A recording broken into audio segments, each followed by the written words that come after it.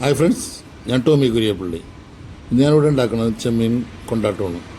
സാധാരണയായിട്ട് കാണിക്കണതാണ്, പക്ഷേ ഇന്ന് ഞാൻ കുറച്ച് ലൈറ്റായി. അപ്പോൾ ഇതിനകത്ത് ചേർക്കേണ്ട സാധനങ്ങൾ ചെമ്മീനും ക്യാപ്സിക്കോ, പച്ചമുളക് ഇത് വറുത്ത് വെക്കാം. പിന്നെ കുറച്ച് എണ്ണ ഒഴിച്ചിട്ട് അതിനകത്ത് soybean sauce, chilli sauce, tomato sauce, വറ്റൽമുളക്, കൊണ്ടാട്ടമുളക് ഇത് മിക്സ് ചെയ്യാം.